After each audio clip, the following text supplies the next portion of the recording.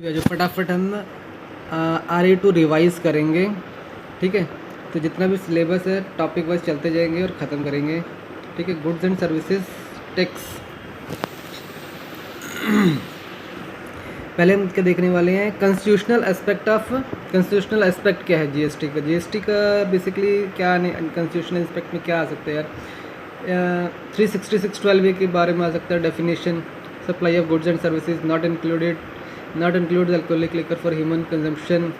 ठीक है, और क्या इसके अंदर ये सर से निकाल दिया। 5 पेट्रोलियम प्रोडक्ट निकले हुए हैं इसके अंदर से, वही है इसके अंदर मेन। और क्या है इसके अंदर, पावर टू लेवी जीएसटी का है, ये अपने रिच पर्सन के पास 246A के पास है। No tax shall be levied without the authority of law. कौन बोलता है ऐसा, जेल में लॉ बोलता है, जेल के अंदर क्या JLN 265 265 बोलता है no tax shall be levied without the authority of law, यहाँ पर आ जाता है। पहले 246, तो 246A जो आया, जो रिच पर्सन A आया, वो तो जीएसटी लेवी करने के लिए बोल रहा था। जो पहले 246 था, जो रिच पर्सन पहले था, वो क्या था, पावर टू लेवी टैक्सेस की बात कर रहा था, जो कि हमें रूफ पर देखने के लिए बोलता था। यानी 248 की बात करता था, जहाँ पर शेड्यूल नंबर 7 के पास भेजता था, जिसमें 3 लिस्टें होती हैं, पहली सेंटर की, दूसरी स्टेट की और तीसरी कंकरेंट लिस्ट होती है। और जो पहली लिस्ट है यानी यूनियन गवर्नमेंट की लिस्ट है, उसकी एंट्री नंबर फॉर्म 83 जो है वो कस्टम्स की बातें करती है। मतलब इसे लेना देना नहीं जीएसटी से, लेकिन कस्टम्स मतलब उसमें IGST की बातें आती है कस्टम, तो इसलिए यहाँ पर उस एंट्री की बात कर दी है। ठीक है, तो कॉन्स्टिट्यूशनल एस्पेक्ट हमारे यहाँ पर मेरे ख्याल से इतना ही आ सकता है, इससे ज़्यादा कुछ करने का ज़रूरत खास है नहीं। एक्सटेंट ऑफ लॉ हमारा कहाँ पर आता है, 245 में आता है। मतलब करना है तो ठीक है, नहीं तो इसमें खास ज़रूरत नहीं है। चलो, जीएसटी काउंसिल के बारे में बात करते हैं। 279 कैप पहन के बैठे हैं जो 279A जीएसटी काउंसिल है। इसमें 33 मेंबर होते हैं, 2 तो इसमें सेंटर के होते हैं और बाकी 31 जो होते हैं वो होते हैं स्टेट के। आप बोलोगे 31 स्टेट तो है नहीं, 28 स्टेट है, 3 डीम्ड स्टेट है। ठीक है, जम्मू एंड कश्मीर हो गया, उसके बाद न्यू दिल्ली आ गया, पुडुचेरी आ गया। चलो ठीक है, ये ख़त्म हो गया। और भी बात कर लेते हैं, अगर बात करनी है तो जीएसटी काउंसिल की, तो ये जो फॉर्म हुई थी वो 12/9/16 को फॉर्म हुई थी। ठीक है, 12/9/16 को। और जीएसटी कब इम्प्लीमेंट होता है, 1/7/17 को एक्सेप्ट J&K, और 8/7/17 को इंक्लूडिंग J&K हो गया था। ठीक है, जीएसटी काउंसिल के ऊपर इससे ज़्यादा आने की ज़रूरत है कुछ। इसका कोरम देख लेते हैं। जीएसटी काउंसिल को डिसीजन लेना तो कोरम होता है इसका 50% कोरम, यानी कम से कम 50% आउट ऑफ 33 टोटल मेंबर है ना, 50% लोग प्रेजेंट होने चाहिए, यानी 17 लोग प्रेजेंट होने चाहिए। और कभी डिसीजन लेना है तो 75% मंजूरी होनी चाहिए। 75% कैसे देखते हैं, जो 2 सेंटर के मेंबर हैं वही 33.33% वेटेज बनाते हैं, बाकी जितने भी मेंबर हैं वो 66.6% वेटेज बनाते हैं। और ये जितने प्रेजेंट होते हैं उसी को मान लेते हैं 66.66 है, अगर कोरम है तो। कोरम मतलब अगर 50% टोटल हो गए, उससे ज़्यादा हो गया तो। स्टेट के जितने भी होते हैं मान लेते हैं 66.66 है, जितने हाँ बोलते हैं उसके डिवाइड पे परसेंटेज निकाल लेते हैं। सेंटर के अगर हाँ बोल रहे हैं तो 33% वो मिला लेते हैं, दोनों को मिला के 75% से ऊपर होता है तो मान लो वो चीज़ उसकी हाँ हो जाएगी। ठीक है, जस्ट रिवीजन है, इसकी डिटेल तो हमें पढ़नी पड़ेगी अगर नहीं पता है तो। एडमिनिस्ट्रेशन ऑफ जीएसटी में क्या आ सकता है भैया, जीएसटी एडमिनिस्ट्रेशन नेट पे ही देख रहा हूँ मैं, तो किसकी बातें हो रही हैं यहाँ पर, कि यहाँ पर CGST है, SGST है, UTGST है, GSTN के बारे में बोल रहे हैं, goods and services tax network के बारे में बोल रहे हैं। ये नेटवर्क है, ये जो कि पोर्टल है हमारा, GSTN पोर्टल की बात हो रही है। GSTIN भी होता है, goods and services tax identification number, वो हमारा 15 डिजिट का नंबर होता है, अलग बात है। तो यहाँ पर CGST, SGST और UTGST भी आता है यहाँ पर, और IGST भी आता है, जो कि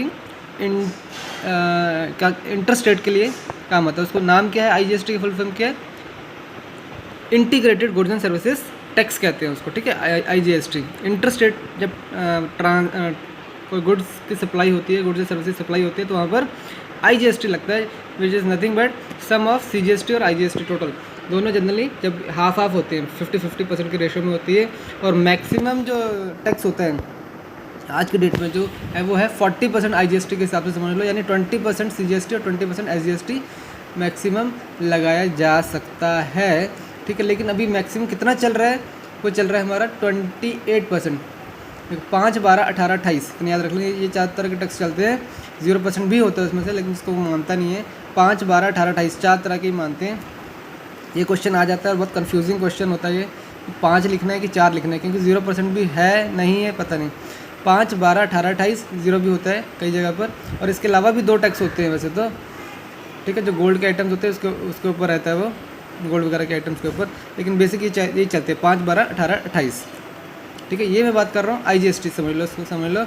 अगर हम CGST और SGST की बातें करेंगे तो आधा आधा कर लो, यानी 28% IGST मैक्सिमम है, तो CGST कितना मैक्सिमम होगा 14%, या फिर 14% SGST मैक्सिमम है। समझ गया बात, कोई दिक्कत नहीं है इसमें। GST हो गया, GST goods and services tax network आ गया, goods and services tax network, ठीक है। और ये भी देख लो कि ये प्राइवेट है, यानी इसमें 51% प्राइवेट शेयर है और 49% गवर्नमेंट का शेयर है। हमेशा क्या होता है, गवर्नमेंट का शेयर ज़्यादा होता है ना, लेकिन इस केस में 49% गवर्नमेंट का है और 51% प्राइवेट पार्टी का है, ठीक है। और क्या इसके अंदर, बस इतना ही है, ख़त्म हो गया। चलो एडमिनिस्ट्रेशन तो मुझे यहीं तक मिल रहा है, इतना ही मिल रहा है। आगे देखते हैं, असेसमेंट एंड ऑडिट की बात कर लेते हैं। असेसमेंट एंड ऑडिट, तो GST में ऑडिट की बातें करूं, वैसे ही मैं ऑडिट की बात करूं तो अगर किसी का टर्नओवर 2 करोड़ से ऊपर है तो उसको मैंडेटली ऑडिट करवाना पड़ता है। अभी पता नहीं उसी की बातें हो रही है किसी और की बातें हो रही है, एक सेकंड है। तो नेट पर ये मिल रहा है हमें, ऑडिट बाय टैक्स अथॉरिटीज़ होता है, स्पेशल ऑडिट होता है, एनुअल ऑडिट होता है बाय CSCW और CAG ऑडिट होता है, ठीक है। तो जो हमने पढ़ा ऑडिट के बारे में वही मुझे यहाँ पे देखने को मिल रहा है कि ऑडिट जो है बेसिकली 2 करोड़ से ऊपर का टर्नओवर होता है, टर्नओवर 2 करोड़ से ऊपर का तो मैंडेटली उसको ऑडिट करवाना पड़ेगा और अकाउंट अपने संभाल के रखने हैं उसको 6 साल तक के या फिर 72 मंथ्स तक के from the date of filing the annual return, जो भी होगी, यानी कौन सी होती है 31 दिसंबर ऑफ दी नेक्स्ट ईयर होती है हमेशा ही। और 2 तरह की ऑडिट यहाँ पे, जनरल ऑडिट होता है, स्पेशल ऑडिट होता है। जनरल ऑडिट कौन करता है इसको, ये तो कमिश्नर या फिर कुछ अथराइज्ड ऑफिसर होंगे वो करेंगे। ये हमने जेल बनाया कि 65 सेक्शन 65 बताता है, जेल बताता है। और इसके अंदर कैसे ऑडिट होता है ये देखो, जैसे टाइमलाइन देख लो, 15 दिन पहले बताएंगे हम आ रहे हैं, और 3 महीने प्लस 6 मंथ से एक्सटेंशन भी मिल सकती है इसके अंदर, उसको ख़त्म करना होता है। और 30 दिन ख़त्म होने के ऑडिट के ख़त्म होने के बाद 30 दिन के अंदर अंदर उनको ऑडिट रिपोर्ट सबमिट करनी होती है, समझ गए। 15 बीच में आ गया, 3 + 6 यानी 3 मंथ्स प्लस 6 मंथ का एक्सटेंशन हो सकता है, प्लस और लास्ट में 30 डेज़ के अंदर अंदर उनको रिपोर्ट सबमिट करनी है। स्पेशल ऑडिट की बात करो तो CA CMA ही कर सकते हैं, सेक्शन 66 के अंदर आता है। छो रेलगाड़ी चल रही है और इसमें आगे पीछे कुछ नहीं होता है, सिर्फ 90 डेज़ में कंप्लीट करना है, या 90 और साथ में 90 डेज़ की एक्सटेंशन भी मिल सकती है, ठीक है। 90 यहाँ पर क्या था, पहले 15 दिन पहले आके बताओ, 3 महीने में कंप्लीट करो, नहीं तो 6 महीने की एक्सटेंशन ले लो, और साथ में लास्ट में 30 दिन के अंदर अंदर रिपोर्ट सबमिट करो, ठीक है। यही ऑडिट खत्म हो गया यहाँ पर।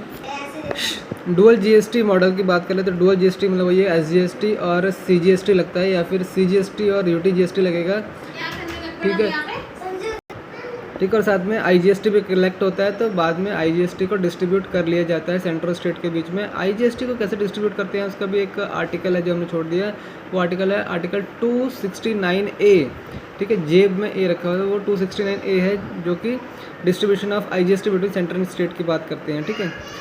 तो ये सारा सेटिंग कहाँ पर होता है, GST पोर्टल पर होता है। और इसके लिए हमने एक डायग्राम पढ़ा था, हमारा ITC वाला जो डायग्राम है कि ABCD करके हमने बनाया था कि A मैन्युफैक्चरर है, B के पास जाता है, फिर C के पास जाता है, D हमारा फाइनल कंज्यूमर है, और किस तरह से टैक्स और GST पोर्टल कैसे कैसे टैक्स को वहाँ सेटलमेंट करता है, ITC कैसे होता है, और कैसे टैक्स का जो प्रॉफिट के बेस पर जो आके टैक्स का एडजस्टमेंट होता है वो किस तरह से होता है, वो पूरा स्टडी किया हुआ ऑलरेडी, सो हमारे दिमाग में वो पूरा का पूरा है कि किस तरह से FCM होता है, किस तरह से RCM होता है, करेक्ट है, और किस तरह से GSTN काम करता है, किस तरह से ITC काम करता है,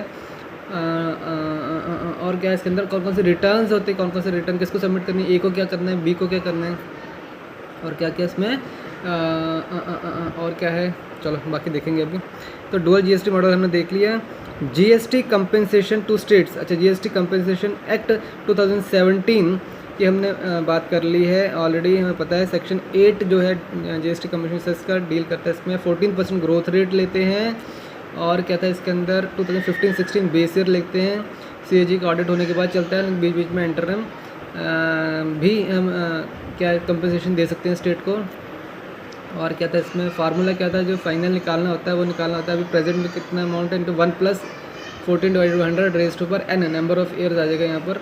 उतना वैल्यू आनी चाहिए, इतनी वैल्यू नहीं आ रही है, तो जितना भी डिफरेंस होता है वो सीएजी वेरीफाई करके बताएगा। और वो सेंटर जो है, जो जीएसटी कंपेंसेशन सेस जो कलेक्ट किया है, कहाँ से कलेक्ट करते हैं, आता कहाँ से, ये कि सुपर लग्जरी आइटम्स होते हैं, ये कार, सुपर लग्जरी कार वगैरह के ऊपर लगता है 3 to 15% हो गया। या सिन आइटम्स होते हैं, जैसे कि हो गया सिगरेट, जिसके ऊपर 290% सेस लगता है। और क्या आ गया, टोबैको आ गया, जिसके ऊपर 204% सेस लगता है। ऐसे बहुत सारी आइटम्स हैं, सिन आइटम्स और ये अपनी लग्जरी आइटम्स, जिसके ऊपर ये सेस लगाया जाता है, इकट्ठा किया जाता है। ठीक है, ये हो गया, हमने बातें कर ली थी इसकी। सेक्शन 8 हो गया हमारा जीएसटी कंपेंसेशन सेस का, सेस लगाया जाता है।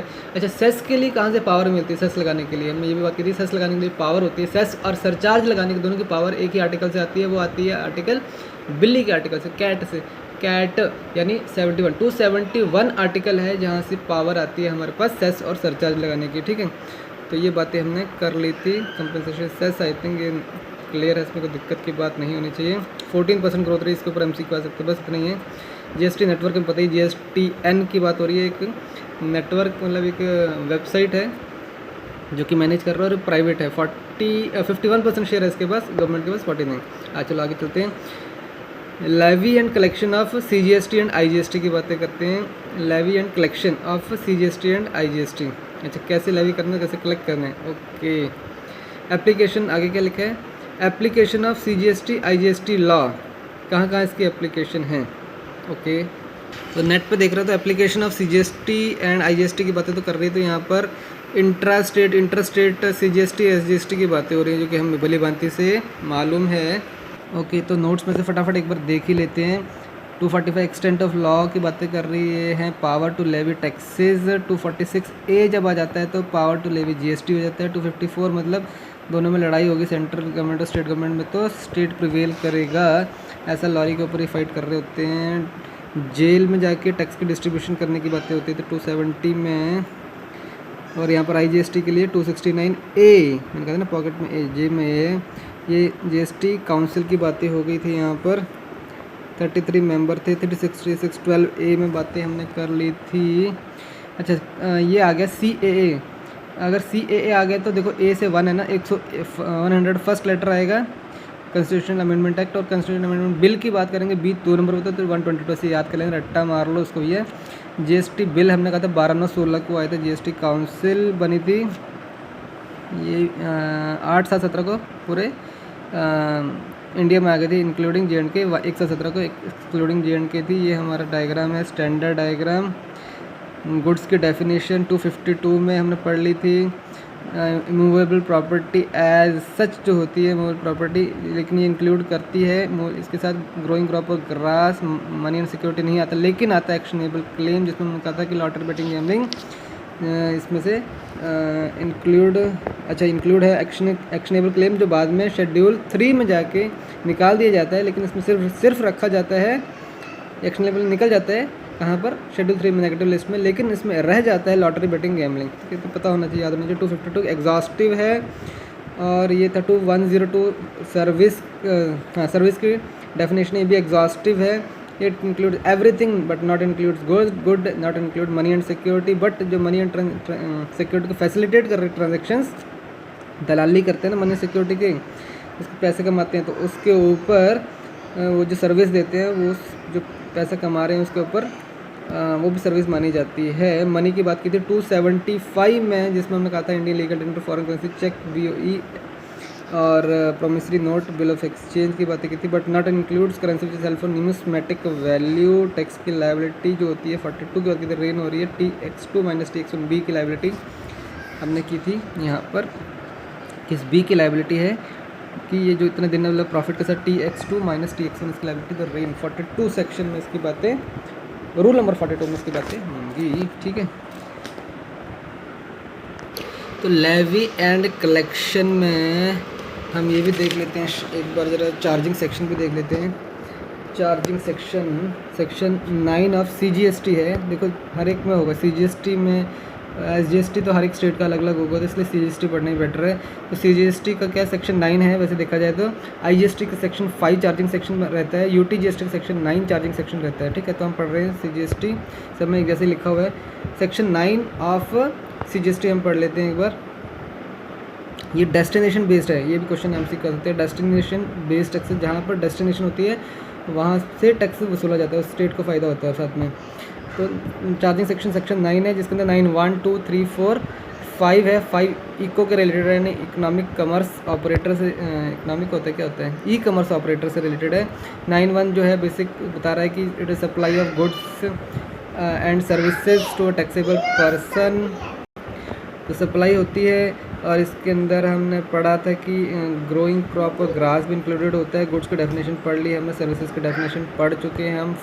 9 2 में बताया कि not applicable for petroleum products, ठीक है। पेट्रोलियम प्रोडक्ट्स में बताया क्या होता है, क्रूड होता है, नेचुरल होता है, फिर होता है आपका motor spirit, high speed diesel और एविएशन टर्बाइन फ्यूल। और GST is applicable on goods and services, और इलेक्ट्रिसिटी पर एप्लीकेबल नहीं है। Alcoholic liquid for human consumption पर भी नहीं है। इलेक्ट्रिसिटी की बातें हमने डेफिनेशन में नहीं की हैं, यहाँ पर आ रहे हैं चार्जिंग सेक्शन में बता रहे हैं कि it is applicable on electricity मेरे हिसाब से, ठीक है।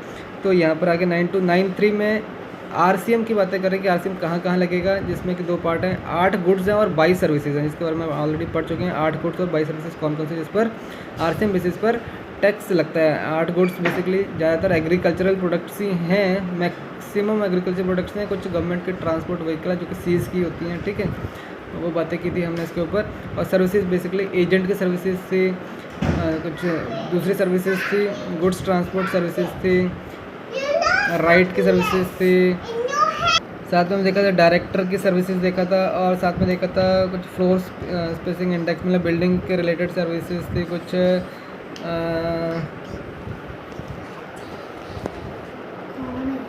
ठीक है, तो ये सारी सर्विसेज मोटा मोटी हमने पढ़ लिया है, मालूम है कहाँ पर एजेंट की सर्विसेज थे, हमने देख लिया। और हमने ये पढ़ा था कि गुड्स ट्रांसपोर्ट वाला था, उसमें 2 तरह का, उसके बाद FCM का भी ऑप्शन होता है, RCM का भी ऑप्शन होता है। FCM में 12% और RCM में 5% के हिसाब से टैक्स लगता है। 9 4 में भी एक अलग से स्पेशल केस है, RCM बेसिस पर है, जो कि गुड सर्विस कौन सा, वो कंस्ट्रक्शन कंपनी के लिए जो सप्लाई करता है वो भी RCM बेसिस पर टैक्स पे करेगा। मतलब कंस्ट्रक्शन कंपनी को जो भी गुड्स और सर्विसेज सप्लाई करता है वो RCM बेसिस पर टैक्स पे होगा, यानी जो फैक्ट्री का मालिक है वही माल खरीद भी रहा है, वही गवर्नमेंट को टैक्स भी पे कर रहा है। इको में देखा था हमने एकोमोडेशन और कैब की सर्विसेज और हाउस कीपिंग की, तो अपने GST को जमा करवाएंगे जैसे बन रहा है इनके हिसाब से। लेकिन बाकी के जो है जैसे अमेजन वगैरह क्या करेंगे, GST ये 1% TCS कलेक्ट करेंगे, tax collected at source, 1% government को जमा करवाएंगे। इसकी रिटर्न होती है GSTR 9B, जैसे और ये कब सबमिट करती है GSTR 9B, तो इसके एनुअल रिटर्न है। GSTR 8 है इसकी मंथली रिटर्न, और ये 10th of the next month को फाइल किया जाता है, ठीक है। तो ये इसके बारे में बात होगी। तो नॉर्मल की बात करूँ तो GSTR 9 है एनुअल रिटर्न, जो कि एनुअल रिटर्न तो सबकी 31 दिसंबर और द नेक्स्ट ईयर जाती है। और बाकी जो इसकी रिटर्न होती हैं, मंथली रिटर्न जो होती है वो कब होती हैं, जो 2 तरह की GSTR 1 तो होती है वो 11th of the next month होती है, और GSTR 3B जो होती है वो समरी कंसोलिडेटेड रिटर्न होती है, और वो 20th of the next month, 20th of the next मतलब उसी हमने 11th of the next month बोल रहे हैं ना, तो 20th of the next month को भी ये कंसोलिडेटेड रिटर्न जाती है। पहले अपने इनवाइस वाइज सबमिशन हो जाएगा, उसके बाद कंसोलिडेटेड आपको रिटर्न डालनी है 20th of the next month तक। और यानी इसका मतलब ये समझो कि सितंबर के रिटर्न की ड्यू डेट कौन सी होगी, सितंबर के रिटर्न की ड्यू डेट जो होगी वो 20 अक्टूबर होगी, समझ गए, ठीक है। चलो आगे चलो, ये बार बार बात आती है कि सितंबर के रिटर्न की ड्यू डेट और जो 20 अक्टूबर होगी, किस बात में, कहाँ हमने सोचा था इसके बारे में, कहाँ पढ़ा था हमने, ITC के लिए शायद हमने पढ़ा था कि ITC क्लेम करना है, अगर भूल गए हैं तो वो नेक्स्ट ईयर सितंबर के रिटर्न की ड्यू डेट या फिर नेक्स्ट ईयर की annual return, actual date of the annual return जो है, डेट तो वैसे होती है 31 दिसंबर, लेकिन एक्चुअल तो पहले कभी भी फाइल कर सकते हैं। तो actual date of filing of the annual return या फिर सितंबर के रिटर्न की ड्यू डेट जो कि 20 अक्टूबर होगी, इन दोनों में से जो भी अर्लियर आ जाता है ना, तब तक हम आईटीसी क्लेम कर सकते हैं, अगर आईटीसी क्लेम करना भूल गए हैं तो। ठीक है, और एक और बात हमें याद आ रही है कि इन केस हमारा पड़ा हुआ अपना जो स्टॉक है, बचा हुआ स्टॉक है, यानी अगर हम कंपोजिशन से इसमें आ रहे हैं, जीएसटी में एनरोल कर रहे हैं, तो हमारा जो बचा हुआ स्टॉक होता है उसका हमें आईटीसी मिल जाता है, करेक्ट है।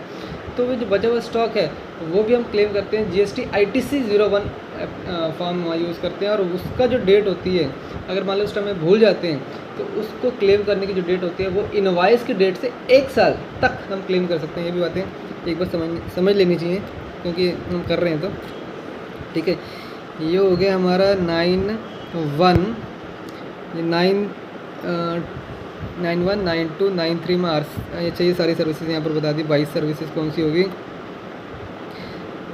जीटीए की सर्विस होगी शिप के थ्रू, या फिर ये फॉरेन पार्टी है, ये अपनी लीगल सर्विसेज, एडवोकेट की, आर्बिट्रेटेड ट्रिब्यूनल की आगे, एजेंट की, ये अपनी आगे रिकवरी एजेंट, इंश्योरेंस एजेंट, पता नहीं कौन कौन से एजेंट है ये, डीएसए एजेंट, सेलिंग एजेंट हो गया, बीएफए बिजनेस फैसिलिटेटर एजेंट है कुछ, बिजनेस कॉरेस्पॉन्डेंट एजेंट है ये, डायरेक्ट सेलिंग एजेंट होगा ये, डायरेक्ट सेलिंग एजेंट।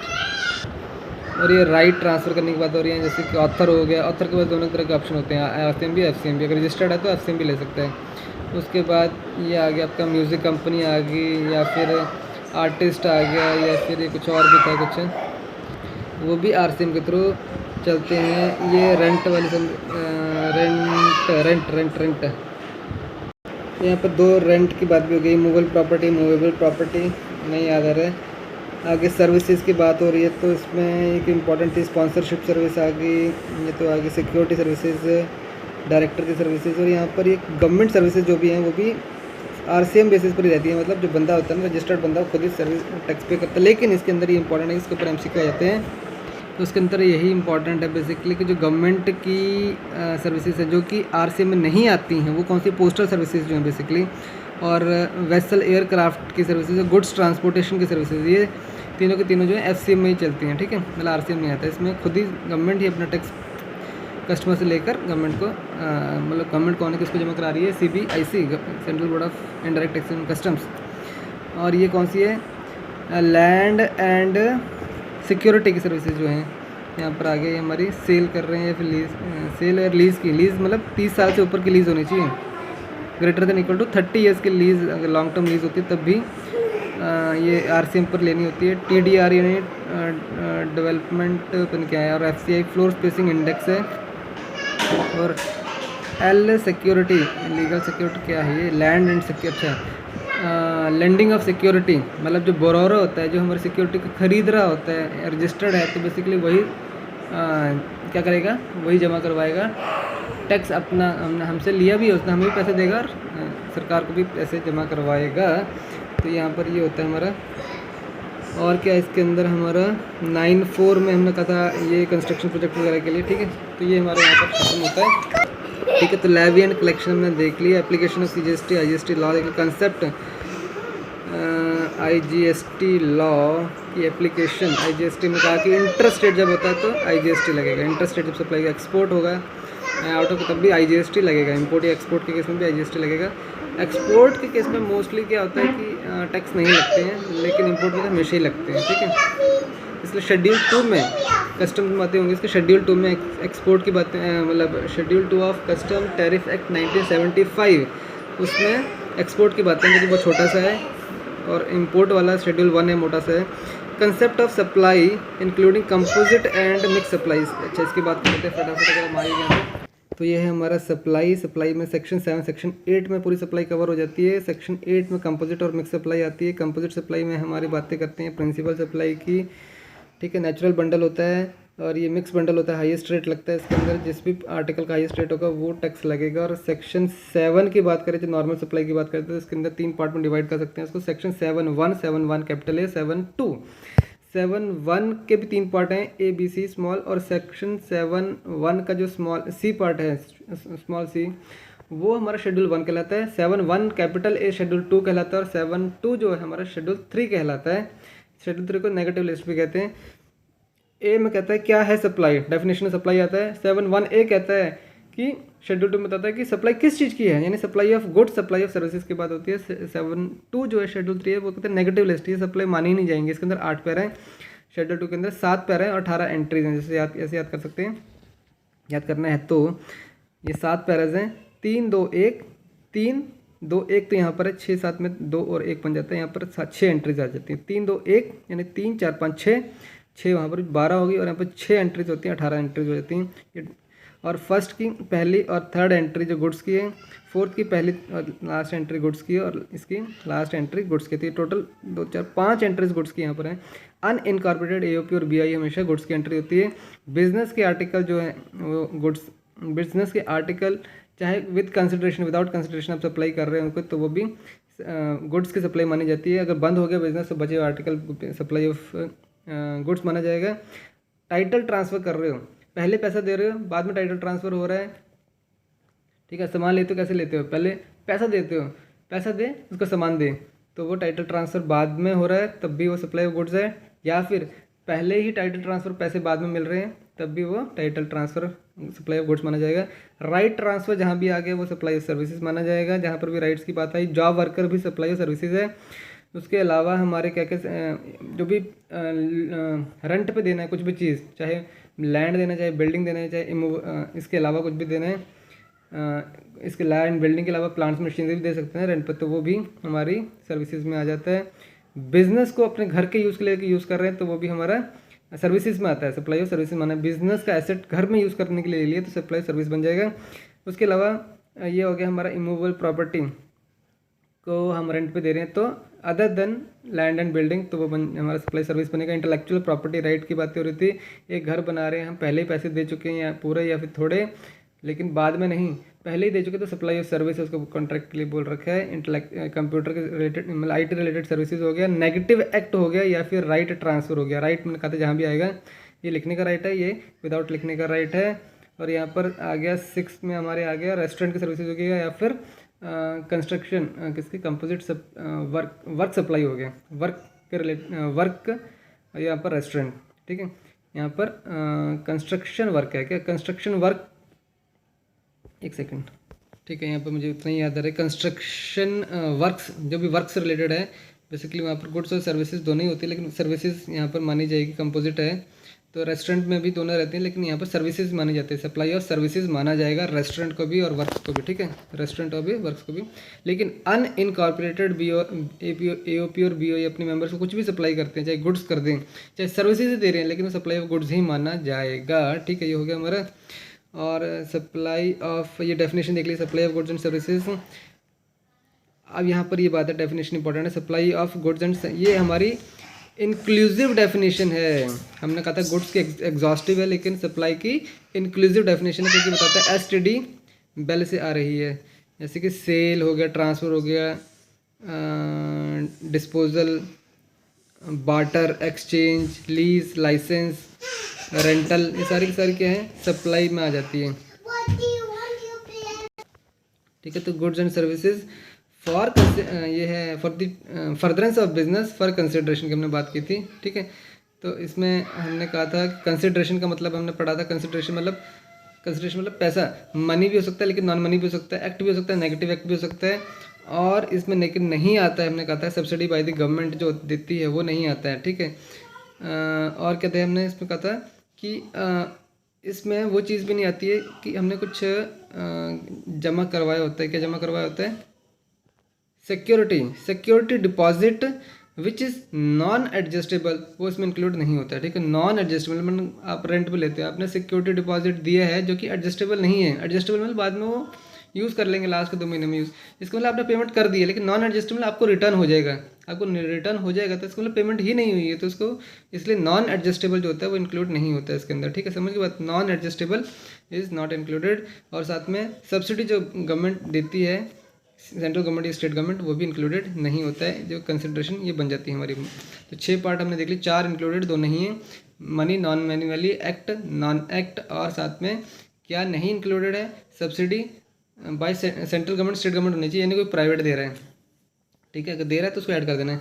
ठीक है, और लास्ट में हमने बात है security deposit which is non adjustable, security deposit which is non adjustable. ठीक है, यहाँ पर बातें होगी उसकी। उसके बाद हमने पाता पार्ट 2 में 2 पैरा हैं, 7 के पार्ट बी, इसमें बी में 2 पैरा हैं जो कि कहता है कि फॉरेन से मतलब इंपोर्ट कर रहे हो सर्विसेज को, इंपोर्ट कर रहे सर्विसेज को विद कंसिडरेशन कर रहे हो, विद कंसिडरेशन कर रहे हो, लेकिन एक में फर्दर से बिजनेस हो रहा है, एक में नहीं हो रहा है। ठीक है, कंसिडरेशन के साथ भी ले रहे हो, फर्दर से बिजनेस भी हो रहा है, तो सप्लाई तो माना ही जाएगा बेटा। ठीक है, वो आरसीएम बेसिस पर मतलब हम यहाँ पर हमें खुद को टैक्स पे करना पड़ेगा, चाहे हमने खुद ही खरीदा है, हम बायर हैं, हमें भी टैक्स पे करना पड़ेगा, तो आरसीएम बेसिस पर टैक्स पे होगा। लेकिन अगर फर्दर से बिजनेस नहीं हो रहा है तब भी वो सप्लाई माना जाएगा, लेकिन इसको एग्जम्प्ट कर दिया जाएगा। लेकिन एक सर्विस ऐसी है OIDAR जो कि मैंडेटरली जिसको रजिस्ट्रेशन भी करवानी पड़ती है, यहाँ पर टैक्स पे करना पड़ेगा आरसीएम बेसिस पर। ठीक है, चाहे वो कंसिडरेशन मतलब पैसे देकर उसको खरीद रहा है, लेकिन फर्दर से बिजनेस नहीं हो रहा है उसका, लेकिन फिर भी वो सप्लाई ऑफ सर्विसेज माना जाएगा और उसको टैक्स पे करना पड़ेगा, रजिस्ट्रेशन भी करवानी पड़ेगी OIDAR वाले को। ठीक है, तो यहाँ पे 2 पैरा हो गए इंपोर्ट ऑफ सर्विसेज। और सी में क्या होता है, ये हमारा शेड्यूल 1 बन जाता है कि यहाँ पर विदाउट कंसिडरेशन हो रहा है, पैसा नहीं है लेकिन फिर भी वो सप्लाई बन जाता है। अच्छा ऐसा है क्या? हाँ, क्योंकि सारे 7(1) मतलब सप्लाई क्या है, ये सारे के सारे सप्लाई वाले हैं कि सप्लाई बन जाएंगे। पहले में तो डेफिनेशन ही है सप्लाई की। दूसरे में इंपोर्ट कर रहे हैं, ठीक है, चाहे विद कंसिडरेशन चाहे विदाउट कंसिडरेशन करें। ठीक है, फर्दर सा बिजनेस हो रहा है, एक में नहीं हो रहा है, सॉरी विद कंसिडरेशन की बात हो रही है। बाहर से इंपोर्ट कर रहे हैं सर्विसेज को, विद कंसिडरेशन कर रहे हैं, 2 पैरा में विद कंसिडरेशन में, एक में फर्दर से बिजनेस हो रहा है, एक में नहीं हो रहा है। और तीसरे में क्या कह रहे हैं कि जो सी वाले में कि विदाउट कंसिडरेशन हो रहा है, इसके अंदर 4 पैरा है, विदाउट कंसिडरेशन हो रहा है लेकिन फिर भी सप्लाई ऑफ सर्विसेज माना जाएगा, इसे शेड्यूल 1 कहते हैं। क्या है 4? एक बिजनेस एसेट जो कि बिजनेस है जो कि अपना एसेट को ट्रांसफ़र कर रहा है, विदाउट कंसिडरेशन करी जा रहा है, विदाउट कंसिडरेशन एक बिजनेस एसेट को ट्रांसफ़र कर दिया है लेकिन उसका ITC क्लेम कर लिया है, तो बेसिकली सप्लाई सर्विस बन जाएगा। Transfer of business asset without consideration ITC has been claimed, तो वो सप्लाई सर्विस माना जाएगा। दूसरा कहता है ना, एक एम्प्लॉयर एम्प्लॉय को सर्विसेज दे रहा है, एम्प्लॉयर एम्प्लॉय को सर्विसेज दे रहा है, तो क्या होता है, कंसिडरेशन देता है उसको और बदले में उसको सर्विसेज देते हैं। समझ गए? अब मान लीजिए एम्प्लॉयर एम्प्लॉय को गिफ्ट दे रहा है, अगर एम्प्लॉयर एम्प्लॉय को गिफ्ट दे रहा है, ठीक है, गिफ्ट दे रहा है उसको, तो गिफ्ट दे रहा है तो वो पैसे नहीं है, उसको गिफ्ट दे रहा है। ऐसे तो एम्प्लॉय को वैसे रख ले कि मैं तो ये सारे गिफ्ट दूंगा बस, ठीक है, तो उस पर तो टैक्स, वैसे उस पर अगर गिफ्ट कोई दे रहा है तो उसके ऊपर टैक्स 50,000 तक लिमिट है, 50,000 तक तो एग्जम्पशन है, कोई दिक्कत नहीं, सरकार कोई दिक्कत नहीं, दे दो कोई बात नहीं। लेकिन 50,000 से ज़्यादा अगर कोई गिफ्ट देता है तो उसके ऊपर उसको टैक्स पे करना पड़ेगा। ठीक है, समझ गए? एम्प्लॉयर एम्प्लॉय को कुछ दे रहा है, गिफ्ट दे रहा है in the course of furtherance of business without consideration, तो 50,000 तक उसको एग्जम्पशन है, उसके बाद उसको टैक्स देना पड़ेगा। हेडक्वार्टर टू ब्रांच ऑफिस भी हमेशा ही देना पड़ेगा, कुछ एग्जम्पशन लिमिट नहीं है। हेडक्वार्टर से ब्रांच ऑफिस कुछ फर्दरेंस ऑफ बिजनेस हो रही है, विदाउट कंसिडरेशन ही देता है ये, तब भी इसको देना पड़ेगा। ये कहते हैं, उनको क्या कहते हैं, जो ब्रांच ऑफिस होते हैं ISD, इनपुट सर्विस डिस्ट्रीब्यूटर्स, और बाद में ये क्या कर देते हैं, अलग अलग जगह पर अपना जो क्रेडिट आता है उसको डिस्ट्रीब्यूट कर देते हैं ITC। ओके, तो इसे कहते हैं रिलेटेड पर्सन भी कहते हैं इसको। यस, ये कहते हैं रिलेटेड पर्सन है। तो एम्प्लॉयर एम्प्लॉय को दे रहा है, गिफ्ट दे रहा है, तो वो भी सप्लाई बन जाएगी, मानी जाएगी। ठीक है, अगर वो गिफ्ट दे रहा है for the furtherance of the business, ठीक है, अगर in the course of employment कुछ है, in the course of employment, तो वो नेगेटिव लिस्ट में चला जाता है, शेड्यूल 3 में पहुंच जाता है। ठीक है, मतलब अगर सप्लाई कर रहा है सर्विसेज, अब वहाँ पर बात आएगी शेड्यूल 3 में, एम्प्लॉय सर्विसेज दे रहा है, क्योंकि जनरली देने की बात होती है ना, पहले A आता है फिर B आता है, यानी पहले सप्लायर आता है, सप्लाई सर्विसेज जो दे रहा है, तो एम्प्लॉय अपनी सर्विसेज दे रहा है एम्प्लॉयर को, तो पहले यहाँ पर एम्प्लॉय खड़ा होगा, यहाँ पर एम्प्लॉयर खड़ा होगा, अपनी सर्विसेज दे रहा होगा। ये पे देख लेते हैं पैरा 1, ये एम्प्लॉयर को अपनी सर्विसेज दे रहा है, बदले में पैसे दे रहा था। In the course of employment अगर ये ट्रांजैक्शन चल रही है, पैसे दे रहा है, तो वो नेगेटिव लिस्ट में आता है और उस पर GST नहीं लगता है। लेकिन यहाँ पर उल्टा हो रहा है, यहाँ पर रिलेटेड पर्सन है, एम्प्लॉयर एम्प्लॉय को पैसे गिफ्ट दे रहा है, कुछ पैसे नहीं दे रहा है, गिफ्ट दे रहा है इन द कोर्स ऑफ किसके लिए, फर्दरेंस ऑफ बिजनेस के लिए। ठीक है, तो उस केस में अब बोलोगे कि उल्टा, ये ऐसी उल्टा भी कर सकते थे, इसको सीधे सीधे लिख सकते थे, सर्विसेज दे रहा है इसीलिए तो कुछ कर रहा है वो फर्दरेंस ऑफ बिजनेस के लिए, लेकिन ऐसे ही लिखा हुआ है। एम्प्लॉयर एम्प्लॉय और हेडक्वार्टर ब्रांच ऑफिस, यहाँ पर पैसे नहीं दे रहे हैं, पैसे नहीं दे रहे हैं, वो कंसिडरेशन दे ही नहीं रहे, एम्प्लॉयर एम्प्लॉय कंसिडरेशन गिफ्ट दे रहे हैं, गिफ्ट, ठीक है, for the furtherance of business, तो वो बन जाएगा हमारा सप्लाई ही माना जाएगा। 50,000 तक यहाँ पर उसको लिमिट दे देंगे, उसके बाद और टैक्सेबल हो जाएगा हेडक्वार्टर ब्रांच ऑफिस पे, तो चलेगा। अब प्रिंसिपल से एजेंट की बात कर लें, या फिर प्रिंसिपल सेलिंग एजेंट या फिर बाइंग एजेंट से प्रिंसिपल, तो उस केस में भी कंसिडरेशन नहीं होता, लेकिन वो भी सप्लाई माना जाएगा और टैक्सेबल हो जाएगा। और चौथा जो था हमारा इम्पोर्ट ऑफ द सर्विसेज था, विदाउट कंसिडरेशन है लेकिन फर्दरेंस ऑफ बिजनेस है बेटा, इसका मतलब तो ये कि रिलेटेड पर्सन है, तो इसके लिए वो भी सप्लाई बन जाएगी और आरसीएम बेसिस पे यहाँ पर टैक्सेबल हो जाएगा, ठीक है। तो ये हमारा ये वाला पार्ट भी खत्म हो गया। कौन सा पार्ट है हमारा, concept of supply including composite and mix supply हो गया हमारा। इंटर स्टेट सप्लाई आईजीएसटी की बातें हम कर चुके हैं। Intra state supply with in the state होता है, वहाँ पर सीजीएसटी और एसजीएसटी लगेगा, और अगर यूटी है तो यूटी जीएसटी और सीजीएसटी लगेगा, सीजीएसटी तो हर जगह लगेगा। सप्लाईज इन टेरिटोरियल वाटर की बात करें तो टेरिटोरियल वाटर कहाँ तक होता है, 12 नॉटिकल माइल्स तक हमारा सप्लाई माना जाएगा, उसके बाद नहीं, ठीक है, उसके बाद नहीं, 12 नॉटिकल माइल तक के बीच में है तो वो सप्लाई माना जाएगा, ठीक है। उसके बाद मतलब सप्लाई की बातें मतलब क्यों कर रहे हैं हम यहाँ पर, supplies in the territorial water से बता रहे हैं, टेरिटोरियल वाटर की रेंज कहाँ तक है, 12 नॉटिकल माइल्स तक है। और एक और यहाँ पर बात आती है एक्सक्लूसिव इकोनॉमिक जोन, जो कि 200 nautical mile from the base line तक है। एक्चुअली इसका जो दायरा होता है 200 माइनस 12 यानी 188 तक ही होता है, 188 नॉटिकल माइल तक ही होता है, लेकिन बेस लाइन से इसका टोटल डिस्टेंस देखते हैं तो ये कहाँ तक होता है, 200 नॉटिकल माइल तक छाया होता है, मतलब तक इसकी रेंज होती है।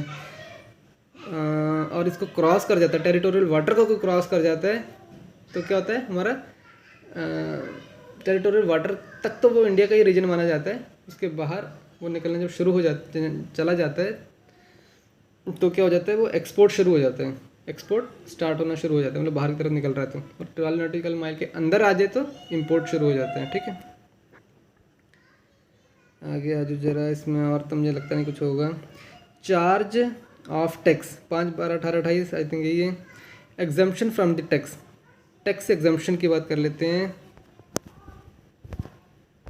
Exemption exempted goods under GST की बात यहाँ पर दिखा रहा है कि ग्रेप्स, मेलन, जिंजर, गार्लिक, ये जो फूड आइटम्स दिखा दिए बेसिकली हमारे, वो क्या होते हैं, नील रेटेड सप्लाई होती है और ये एग्जम्प्टेड होते हैं। एग्जम्पशन की बात ही मैं कर लूँ तो जब एग्रीगेट टर्नओवर निकालते हैं तो वहाँ पर एग्जम्प्टेड गुड्स की बात करते हैं कि उसको इंक्लूड किया जाता है एग्रीगेट टर्नओवर निकालने के टाइम पर, जो कि 10, 20, 40 की रेंज होगी, अगर याद होगा तो। कुछ स्टेट्स हैं 10 लाख की लिमिट है, 20 लाख की लिमिट है, 40 लाख की लिमिट है। अगर इतना एग्रीगेट टर्नओवर से ऊपर निकलता है तो उसको जीएसटी में रजिस्टर करना पड़ेगा। तो उसमें जो एग्जम्प्टेड आर्टिकल बता देता हूँ। एग्जम्प्टेड में 3 तरह की बातें की थी हमने। तो होली एग्जम्प्टेड आइटम्स की बात की थी, दूसरी थी नील रेटेड। नील रेटेड मतलब यही होगी हमारे फूड की आइटम्स जो कि नील रेटेड रहती है। और तीसरा था हमने कहा था इसके अंदर नॉन टैक्सेबल आइटम जो होती हैं। नॉन टैक्सेबल 2 तरह की होती हैं। नॉन टैक्सेबल कौन सी होती है नॉन टैक्सेबल? एक तो होती है alcoholic liquor for human consumption और दूसरी होती है 5 पेट्रोलियम प्रोडक्ट। हम ऑलरेडी बात कर चुके हैं। तो ये हमारी एग्जम्प्टेड आइटम्स रहती हैं। कहाँ गया हमारा exemption from the tax. Composition levy, composition के बारे में बात करते हैं। इसमें 50, 75 और 150 का फंडा होता है। हम ऑलरेडी कर चुके हैं, ठीक है। 50 मतलब सर्व सर्विसेज के लिए, 75 और 150 जो होता है वो होता है कुछ पर्टिकुलर स्टेट्स के लिए 75 है, 8 स्टेट्स ऐसी हैं और बाकी के लिए 150 लाख की लिमिट है। मतलब अगर पिछले साल हम आपका टर्नओवर इतना था, इससे कम था, ये जो बताया 75 लाख से कम होगा, तो आप ये कंपोजिशन स्कीम इस साल ले सकते हैं, नहीं तो नहीं ले सकते, नहीं तो नॉर्मल स्कीम पे जाना पड़ेगा। डिस्ट्रीब्यूशन ऑफ आईजीएसटी की बात कर ली, इसका आर्टिकल भी हमने देख लिया कि कौन सा होता है। जे होता है 269A डिस्ट्रीब्यूशन कर देते हैं आईजीएसटी की। जनरली सेंटर जो होता है ये इसकी डिस्ट्रीब्यूशन करता है, ठीक है। आगे देख लेते हैं प्लेस ऑफ सप्लाई और time and value of supply, ठीक है। वैल्यू ऑफ सप्लाई सेक्शन 15 में हम कर चुके हैं। टाइम ऑफ TOS टॉस भी हम कर चुके हैं। सेक्शन 12, 13 में इसकी बातें की हैं।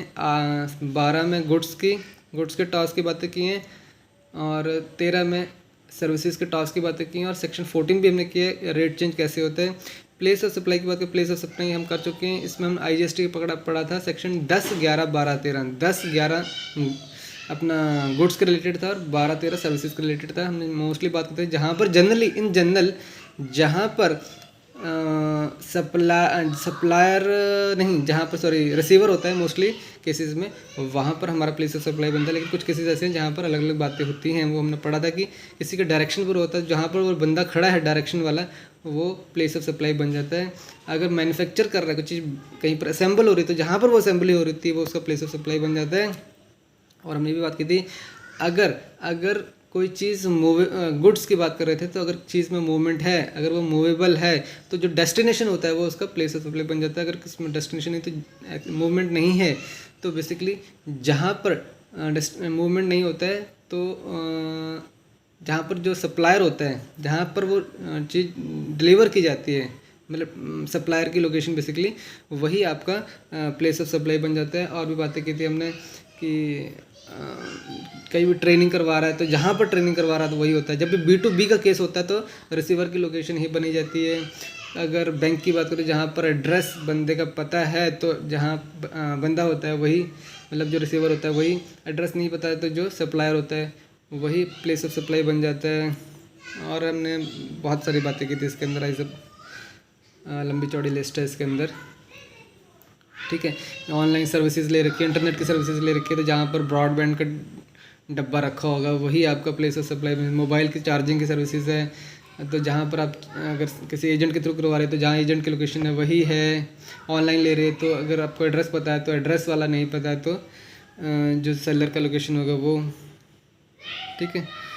और फ़ॉरेन के केस में भी हमने बात की थी, इंपॉर्टेंट है। फ़ॉरेन वाले केस में भी हमेशा रिसीवर की लोकेशन ही मानी जाती थी, ठीक है, प्लेस ऑफ सप्लाई। क्यों? क्योंकि उसमें बेनिफिट देना होता था, समझ गए। गुड्स के केस में हमने खासकर पढ़ा था। और ये भी, हाँ, एक बात और याद आ गई, जब भी कोई गुड्स ट्रेन में चढ़ता है तो हमने कहा था कि अगर कोई सर्विस वाले गुड्स चढ़ते हैं, जैसे कि मान लो जो खाने पीने के सामान वाले चढ़ते हैं, तो जहाँ पर उनकी बोर्डिंग होती है वो माना जाता है। और अगर किसी की इनहेरेंट जो कैंटीन वगैरह रहती है, ऑन बोर्ड सर्विस कहते हैं, जैसे ऑन बोर्ड सर्विस होती है, जहाँ से वो चलती है ट्रेन, फिर वो उसका प्लेस ऑफ सप्लाई बन जाता है, ठीक है। चलो ठीक है, छोड़ देते हैं इसको, इतना ही है। टाइम ऑफ सप्लाई की बातें हमने बता दिया। इसमें हमने पढ़ लिया था कि RCM बेसिस में भी 12-1 कुछ भी नहीं था, 2, 3, 4, 5, 6 थे हमारे। 6 होता है इंटरेस्ट और पेनल्टी। जिस दिन वो इंटरेस्ट और पेनल्टी लगती है वो उस दिन का टॉस बन जाता है। और हमने एक रेजिडेंटी सेक्शन भी पढ़ा था इसके अंदर कि कहीं पता नहीं लग रहा है तो जिस दिन का रिटर्न फाइल करते हैं आप, वो डेट आपका क्या बन जाता है, टॉस बन जाता है। अगर वो भी पता नहीं है तो जिस दिन आपने, ठीक है, टॉस में ये हो गया हमारा। और क्या था, रिटर्न, हाँ, हमने कहा था कि अगर 5 में हमने पढ़ा था, 12-5 या 13-5 जैसे चलते दोनों। अगर कहीं नहीं पता लग रहा है तो रिटर्न की डेट, अगर वो भी नहीं पता जिस दिन टैक्स पे करते हैं वो वाली डेट मान लेंगे कि वो टॉस है। और हमने इसमें पढ़ा था FCM और RCM, तो हमें पता ही है कि क्या है। सबसे 2 जो है वो FCM के लिए है, 3 जो RCM के लिए, 4 जो है, हाँ, उसके लिए था, किसके लिए था, वाउचर के लिए था। वाउचर आइडेंटिफाइबल है तो जिस दिन इशू किया है वही बन जाएगा आपका पॉट, और नहीं आइडेंटिफाइबल है तो डेट ऑफ रिडेम्पशन जो है वो आपका क्या बन जाता था, पॉट बन जाता था, ठीक है। ये FCM के केस में पढ़ ही चुका थे। IMR NMD CPI 30 E2 ये सब हमें क्लियर है, ओके। ये रेट चेंज के केस में भी हमने पढ़ लिया था सारा फार्मूला, कुछ मुश्किल नहीं है। वैल्यू ऑफ सप्लाई सेक्शन 15 में आता है, 15 1 2 3 और 4, ठीक है। तो 51 में ट्रांजैक्शन वैल्यू की बातें करते हैं, बायर सेलर रिलेटेड नहीं होनी चाहिए, price should be sole consideration होना चाहिए। 52 में 5 चीज़ें ऐड करते हैं और 2 चीज़ें माइनस करते हैं। ऐड क्या करते हैं, tax which is not subsumed in the GST, वो हमेशा ही वैल्यू ऑफ में वैल्यू ऑफ सप्लाई में ऐड करते हैं। और sellers responsibility borne by the buyer होती है वो करते हैं। इंसिडेंटल एक्सपेंडिचर्स होते हैं, इंटरेस्ट पेनल्टी होते हैं, सब्सिडी जो नॉन गवर्नमेंट की एक्सेप्ट गवर्नमेंट सर्विसेज की तो ठीक है, एक्सेप्ट गवर्नमेंट सर्विसेज जो हैं, जो गवर्नमेंट सर्विसेज की नहीं हैं उसको ऐड करना पड़ेगा अगर आपने माइनस कर दिए तो। जो माइनस करनी है 2 चीज़ें वो हमने कहा था कि प्री सेल डिस्काउंट और पोस्ट सेल डिस्काउंट की बातें की थी। और 15(4) में रूल्स की बातें थी, 27 to 31A 27 में हमने कहा था कि हम नहीं डिटरमिन कर पा रहे हैं वैल्यू को सप्लाई की, मान लो कि आपने कुछ पैसे दिए, गिफ्ट दिया, तो क्या करेंगे, उस चीज़ की हम देखेंगे market value, fair market value देखेंगे, नहीं पता लगे इन काइंड देखेंगे, सिमिलर देखेंगे। इस तरह से अगर आपने रिलेटेड पर्सन को दिया, नहीं पहचान, रिलेटेड पर्सन को कुछ चीज़ दी है, नहीं पहचान पा रहे हैं कि कैसे कीमत निकालनी है उसकी, रिलेटेड पर्सन की बात की थी कि एम्प्लॉय टू एम्प्लॉय और head office through branch office, ठीक है। हमने इसके बारे में ऑलरेडी पढ़ चुके हैं। 7.1 का पैरा कौन से पैरा सी में हम 7.1 स्मॉल सी के अंदर पैरा नंबर 3, पैरा नंबर 1 और 2 में हमने इसकी बातें की थी। सॉरी, इसके अंदर 2 और 3 में इसकी बातें थी मेरे ख्याल से। फर्स्ट में बिजनेस एसेट, वो बिजनेसमैन अपना एसेट ट्रांसफ़र करता विदाउट कंसिडरेशन, उसकी बातें थी। ये 2 और 3 की बातें थी। ये 2 है यहाँ पर ही, ठीक है। तो पहले वाले में बिजनेस वाली बातें थी, ये 2 हो गया। और 3 वाले में हमने इसकी बातें की थी, प्रिंसिपल टू सेलिंग एजेंट या बाइंग एजेंट टू प्रिंसिपल। अगर इस केस पे पता नहीं लग रहा तो क्या करेंगे, प्रिंसिपल को जो इनवर्ड है वो मनी, या फिर जो ये रेसिपिएंट को जो मनी मिल रही है, रेसिपिएंट को जो मनी मिल रही है उसका 90% देखेंगे, और ये जो इसको मनी मिली है प्रिंसिपल को जो 50 रुपये, उसमें से जो भी लोअर आएगा ना वही हम ले लेंगे, ठीक है। एक बार में समझ में नहीं आएगा, पहले से पढ़ा होगा तभी समझ में आएगा। रूल नंबर 30 इसको क्या था, अगर इन दोनों में पता नहीं लग रहा है, अगर इन तीनों से पता नहीं लग रहा है तो 30 के पास जाओ, वो बोलेगा कि जो भी मैन्युफैक्चरिंग कॉस्ट है ना, तो वो उसका 110% ले लो, बस ख़त्म बात, ठीक है। जो भी तुम्हारी इनपुट है उसका 110% ले लो, वो मान लेंगे वो आपका सेलिंग कॉस्ट है, समझ गए। नहीं पता लगा उसके बाद भी पता नहीं, रूल नंबर 31 मतलब बेस्ट जजमेंट ले लो। और ये उसके लिए थी हमारी हॉर्स रेसिंग वाले के लिए 31A आया 100/128 into higher of the face value और the notified by the state government से जो रेट होता है वो लेना है, और यहाँ पर उसकी वैल्यू निकाल लेनी है, ठीक है। चलो आगे आ जाइए, हो गया टॉस, वैल्यू ऑफ सप्लाई भी देख लिया, टॉस भी देख लिया, पीओएस भी देख लिया, 8 नंबर का है। आगे आ जाओ, इनपुट टैक्स क्रेडिट का आईटीसी हमने ऑलरेडी हम पढ़ चुके हैं आईटीसी के बारे में। आईटीसी ब्लॉकेज होती है, आईटीसी सेक्शन 16 में बातें हैं, और आईटीसी 17 के 5 में हम ब्लॉकेज ऑफ द आईटीसी हमने अच्छे से पढ़ चुके हैं। ब्लॉकेज ऑफ आईटीसी होता है, इंपॉर्टेंट है वो भी, कि किन किन केसेस में ब्लॉकेज ऑफ आईटीसी, उसमें हम बात की थी। जो व्हीकल लेने हैं, transport vehicle less than equal to 13 including driver, तो वो हमारा इसमें ब्लॉकेज होती है। लेकिन कुछ केसेस में खुले होते हैं, वो कौन से केस में पढ़े हमने, जैसे कि जो कि जनता के हित के लिए होते हैं, जैसे कि ड्राइविंग स्कूल खोल रखे हैं, और क्या चला रहे हैं, कैब वाले चला रहे हैं, ठीक है। और साथ में ये पढ़ा था कि जो जिनका बिजनेस ही सेल वाला है वो भी इसमें ब्लॉकेज नहीं होती है उनके लिए, ठीक है, उनके लिए खुला है। तो उसके अलावा भी बहुत सारी बातें की थी, जो भी बेसिकली मोटा मोटी जो भी पर्सनल यूज़ कर लेता है, जिसको फाइनल पर्सनल कर रहा है यूज़ को, तो उसको आईटीसी नहीं मिलेगा, ठीक है। छोड़ दो बाकी बातें। Computation of the GST liability, कि मेरी लायबिलिटी कितनी है, कैसे कंप्यूट करना है। कंप्यूटेशन सीधा ही है, कुछ भी नहीं है। जीएसटी रेट पता होना चाहिए तुम्हें, उसके बाद determine the transaction value of the goods and services, ठीक है। ट्रांजैक्शन वैल्यू तुमने निकाल दी अभी भी। वैल्यू ऑफ सर्विस सेक्शन 15 हमने कर लिया है और उसको तुमको मल्टीप्लाई कर दो, आपकी वैल्यू आ जाएगी जीएसटी कितना आपको पे करना है, ठीक है। अच्छा, एक और चीज़ यहाँ पर बात कर रहे हैं जीएसटी लायबिलिटी में, कि लायबिलिटी टू पे tax arises when the taxable person crosses the turnover threshold of 20 lakhs। यहाँ पर इसका 10, 20, 40 की यहाँ पर बात हो रही है। यहाँ पर हमारी वही लिमिट है, 4 स्टेट ऐसी जहाँ पर 10 लाख की लिमिट है, ठीक है। मनी मुझे देते नहीं तो नाक ट्रीज उठा के, इसके बाद हम ऑलरेडी कर चुके हैं, टाइम वेस्ट नहीं करेंगे उसके ऊपर। 10, 20, 40 की बातें यहाँ पर, और साथ ही साथ 50, 75 और 150 इन केस ऑफ किसके लिए, कंपोजिशन स्कीम के लिए। किस सेक्शन में आती हैं, सेक्शन 10(1) और सेक्शन 10(2)A में आती है इसकी बातें। ओनली सर्विसेज सेक्शन 10(2)A नया आया है 50 लाख वाला, उसमें composition only services and mix supply आती है बाकी के लिए नॉर्मल सप्लाई है। और उसका सेक्शन कौन सा है, सेक्शन 9 है, चार्जिंग सेक्शन उसका। चलो आगे आ जाओ। Procedures of GST registration, GST registration कैसे करें, जीएसटी रजिस्ट्रेशन नंबर पता होना चाहिए, 15 डिजिट का होता है, ये भी हम बातें कर चुके हैं। किस तरह का होता है पता चेक कर चुके हैं। कौन सा फॉर्म होता है, जीएसटी REG01 होता है, कंपोजिशन के लिए फॉर्म B होता है। टैक्स इनवाइस किस तरह से होती है, नहीं पढ़ा हमने, ओके। तो इनवाइस कितनी अमाउंट से कम की, बेसिकली इसमें बिल ऑफ सप्लाई हमने बात किया था, इसमें इनवाइस होता है, कंपोजिशन में बिल ऑफ सप्लाई होता है। इनवाइस इशू करना मैंडेटरी होता है। और हमने कहा था कितनी अमाउंट से कम, बिल ऑफ सप्लाई जो 200 रुपये से कम को इशू करना जरूरी नहीं होता है। सपोज कि टैक्स एक बार देख लेते हैं। तो ये देखो यहाँ पर the value of the goods और services supply is less than 200, a tax invoice is not required to be issue. ठीक है, तो इसकी यहाँ पर बातें थी। यहाँ पर आई थिंक और क्या क्वेश्चन आएगा इसके ऊपर पता नहीं है। क्रेडिट एंड डेबिट नोट्स की बात भी हमने की थी। Yes, credit and debit notes, यानी सेलर कहता है बायर को तू मुझे पैसे दे दे, यानी तू डेबिट कर ले तो डेबिट नोट बन जाता है। तू मुझे पैसे दे दे तो वो डेबिट करेगा। तो या फिर मैं तुम्हें पैसे दे रहा हूँ कि मैं तुझे पैसे दे रहा हूँ, तू लिख ले अपने खाते में, तो यानी क्रेडिट कर ले तो क्रेडिट नोट बन जाता है वो। तो सेलर ही इशू करता है credit debit note. Electronic way bill, E way bill की हमने बातें की थी। ई वे बिल कितने डिजिट का होता है? 12 डिजिट का होता है। हमने अब 12 डिजिट की भी बातें कर ली। एक इंपोर्टर एक्सपोर्टर कोड होता है जो कस्टम में आता है, वो 10 डिजिट का होता है। तो 10, 12, 15 सारे डिजिट आ रहे हैं। ई वे बिल 12 डिजिट का होता है। किस तरह से होता है? पार्ट ए होता है, पार्ट बी होता है। पार्ट ए में क्या होता है? ए, बी और गुड्स की बातें होती है, नीचे ट्रांसपोर्टर की डिटेल होती है, वो हमने बातें की थी।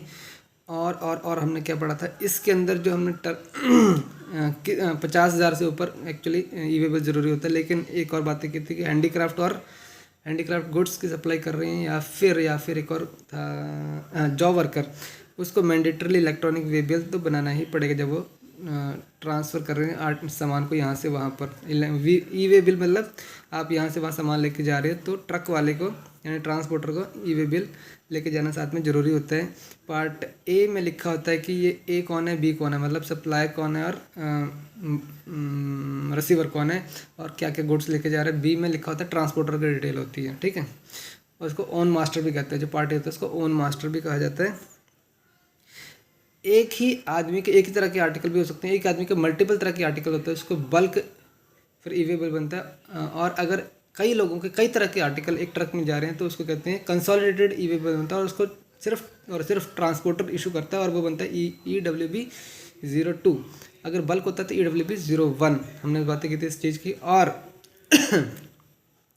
ये बातें की थी कि 5 करोड़ से कम की बातें होती है तो 4 डिजिट का HSN कोड लगता है। Harmonise system of nomenclature, system की बात हो रही है, हार्मोनाइज सिस्टम ऑफ नॉमेनक्लेचर। और अगर अगर अगर अगर अगर 5 करोड़ से ऊपर की बातें होती हैं तो कितने डिजिट का होता है? तो होता है 6 डिजिट का HSN कोड की बात हमने की थी यहाँ पर। तो ई वे बिल में आई थिंक इतना ही काम का। हाँ, अगर रोड से जा रहा है तो अगर ख़राब हो गया, अगर इंट्रा स्टेट की बात है तो लेस देन 50 किलोमीटर के अंदर ख़राब हो जाता है, दूसरा ट्रांसपोर्टर आता है तो उसको उस ई वे बिल में ऐड करने की ज़रूरत नहीं है। लेकिन अगर इंटर स्टेट सप्लाई हो रही है और 50 किलोमीटर से कम ही हो रही है तब भी उसको ई वे बिल में डालना पड़ेगा। ये बातें की। तो साथ में आता है 200 किलोमीटर तक रोड से जा रहा है तो एक दिन लेना होता है, उससे ज़्यादा दूसरा दिन आ जाता है। और अगर लेकिन मैं कहा था multi modal cargo with the ship as one of the transport, ship होना चाहिए उसके अंदर एक, तो उस केस में। या फिर एक और बात किया था हमने, एक तो ये हो गया। और ओवरलोडिंग नहीं था, एक्स्ट्रा बाहर निकले होते हैं तो क्या कहते हैं यार, ओवर डायमेंशनल कार्गो जब होते हैं तो उस केस में भी हमने कहा था कि 20 किलोमीटर से कम है। अगर 20 किलोमीटर से कम है तो बेटा एक दिन, उससे ज़्यादा है तो फिर एक दिन करके से बढ़ाते रहेंगे। तो ये बातें हमने की थी। और क्या बातें की थी? अगर ए जो है 24 घंटे के बाद तक उसको कैंसिल कर सकता है और बी चाहे तो 72 घंटे पहले तक उसको ख़त्म कर मतलब कैंसिल कर सकता है ई वे बिल को। और हमने बातें की थी अगर उसको ट्रांसपोर्टर को लग रहा है यार मैं पहुंच नहीं पाऊंगा, 8 घंटे पहले तक वो डेट को एक्सटेंड भी कर सकता है। ई वे बिल 01 हमने कहा था कि नॉर्मल के केस में था, 02 कंसोलिडेटेड के केस में था, 03 इंस्पेक्शन के लिए था, और 4 था डिटेंशन के लिए। और क्या था हमारा? INV 01 था, इन्वेंट्रीज के लिए कुछ था। इन्वेंट्री का एक लिस्ट रहता है जो कि person in charge of the vehicle के पास रहता है। ठीक है, ये हमने बातें की थी। हाँ, एक और ब्लॉकेज ऑफ द ITC की भी बात की थी। Blockage of the E way bill की बातें हो रही हैं यहाँ पर। तो blockage of E way bill होता है अगर 2 महीने के कंसेक्यूटिव GST और 1 जमा नहीं कराते हो, या फिर 2 महीने तक 2 कंसेक्यूटिव क्वार्टर का आप पेमेंट नहीं करते हो। किस में? इनके से composition scheme. Okay, accounts and records 72 महीने तक रखने हैं भैया अकाउंट्स, यानी 6 साल तक। रिटर्न्स की बातें की थी हमने। रिटर्न फाइल करनी है रिटर्न्स GSTR 1, हाँ GSTR 1 3 भी इम्पॉर्टेंट है, फिर 9 इम्पॉर्टेंट है, कंपोजिशन स्कीम के केस में 4 इम्पॉर्टेंट है, और 9A उसका एनुअल है, 9A है ना, हाँ 9A है, और 9B किसकी है, इलेक्ट्रॉनिक कॉमर्स ऑपरेटर की एनुअल रिटर्न है। GSTR 8 जो है इलेक्ट्रॉनिक कॉमर्स ऑपरेटर की मंथली रिटर्न है, 10th of the next month को ये फाइल करनी होती है, तक फाइल करनी होती है। GSTR 1 11th तक होती है, GSTR 3 भी 20th होती है, कंसोलिडेटेड होती है और सप्लायर करते हैं। Payment of tax including reverse charge, payment of tax including reverse charge, payment के लिए इसमें क्या आएगा, payment of tax, reverse charge में पेमेंट कौन करता है, रिवर्स चार्ज में पेमेंट बायर ही करता है, जो बायर होता है वही पेमेंट कर रहा होता है रिवर्स चार्ज में। रिफ़ंड की बातें करें तो रिफ़ंड कितने से कम का रिफ़ंड, 1000 रुपये से कम का तो रिफ़ंड देते नहीं है। RFD 01 मिलता है, किसी कारण से गलती से ज़्यादा GST चला गया तो रिफ़ंड मिल जाता है। अगर रिफ़ंड पड़ा है electronic credit ledger, electronic cash ledger में, तो बेटा वो रिटर्न के साथ ही एडजस्टमेंट होगी, वैसे नहीं मिलेगा आपको, ठीक है। गलती से यहाँ वहाँ चला गया तो आपको उसका रिफ़ंड मिल जाएगा RFD 01 में। और RFD 10 भी बोला था कि अगर यूनिलेटरल और कौन सी मल्टीलेटरल ऑर्गेनाइजेशन शायद मल्टीलेटरल ऑर्गेनाइजेशन होते हैं तो उनके लिए यूनिक आइडेंटिफिकेशन कोड जो 10 डिजिट का उनको दिया जाता है, और उनको 6 मंथ के अंदर अंदर वो क्लेम करना होता है। और बाकी केस में रिफ़ंड जो होता है GST में 2 साल तक क्लेम किया जा सकता है। और क्या बातें थी इसमें रिफ़ंड में, ठीक है, इतनी बातें मेरे ख्याल से और कुछ याद नहीं आ रहा है अभी। जॉब वर्कर के पास में आते हैं, जॉब वर्कर जो होता है बेसिकली जॉब वर्कर के पास माल जाता है, ये है बिल टू शिफ्ट वाला केस बन जाता है। और जॉब वर्कर के केस में जब ई वे बिल की बात किया था ना, जॉब वर्कर जब भी के पास जाते या वो जो कभी भेजते हैं कुछ सामान उसके पास जा रहे हैं भेजते, तो हमेशा ही मैंडेटरली इसको ई वे बिल बनाना पड़ता है। जॉब वर्क मतलब वही होता है। Provisions relating to the e commerce, ECU की बातें हमने ऑलरेडी कर चुके हैं, ठीक है। GST forms REG 01, GSTR 1, GSTR 4 की बातें होगी। 10 GSTR 10 full and final settlement के लिए GSTR 10 होता है, ठीक है। इसको 30 दिनों के अंदर अंदर 30 दिनों के अंदर अंदर जब भी फाइनल क्लोजर का वो आ जाता है, अप्रूवल आ जाता है, ठीक है, तो उसके जो लेटर डेट होती है उसका से 30 दिन के अंदर अंदर हमें इसे फाइल करना होता है। GST पेमेंट, इसको इलेक्ट्रॉनिक लाइबिलिटी रजिस्टर भी कहते हैं। GST payment 01 electronic liability register होते हैं, ये रिफ़ंड के लिए है। ये इनपुट टैक्स क्रेडिट, वो वाला इनपुट टैक्स क्रेडिट है जो कि अगर आप नॉर्मल से स्कीम में चले गए हो, नॉर्मल कह रहा हूँ, अगर आप कंपोजिशन से नॉर्मल में आए हो या फिर अभी टैक्सेबल नहीं थे और टैक्सेबल बन गए हो, तो बचा हुआ स्टॉक होता है वो आपका ITC के लिए क्लेम बन जाता है उसका, तो उसको आप उसका ITC 01 में क्लेम कर सकते हो। कब तक कर सकते हो, इनवाइस की डेट से 1 साल तक आप ये क्लेम कर सकते हो, ठीक है। आगे देख लेते हैं liability to pay in certain cases. Liability to pay in certain cases क्या है ये liability to pay, inspection, search, seizure and arrest हमने बातें की थी। INS 01, 2, 3, 4, 5 और 6 की। 1 मतलब ये मैं बताने की ज़रूरत नहीं, I think liability to pay in certain cases में देख रहा हूँ ये क्या है, liability to pay in certain cases, ठीक है, नहीं मिल रहा मुझे, ये कर चुके हैं। अरेस्ट, ये सब बातें हम कर चुके हैं, अरेस्ट करते हैं, हम सज़ा की बातें भी कर चुके हैं। ग्रेटर देन 5 करोड़ का फ्रॉड करता है तो क्या होगा, 2 से लेकर 5 साल के बीच करोड़ का फ्रॉड किया तो क्या होगा, 3 साल की सज़ा होती है। 1 से लेकर 2 करोड़ का क्या होता तो क्या होगा, 1 साल की जेल होती है। और लेस देन 1 करोड़ होता है तो 6 महीने की जेल एंड और फाइन यहाँ पर होता है, बाकी सब में फ़ाइन भी लगता है साथ में, मतलब हम कर चुके हैं। बेनेवलेंट क्या होता है, मेलेवलेंट फ्रॉड किया हो तो क्या होगा, ठीक है, वहाँ पर हमने 2 साल 9 महीने, 3 साल में ऑर्डर, 4 साल 6 महीने में SCN शोगोज नोटिस, और 5 साल में उसको ऑर्डर आता है। तो हम पूरा पढ़ चुके हैं किसको इंटरेस्ट देना है और किसको कितनी पेनल्टी देनी है।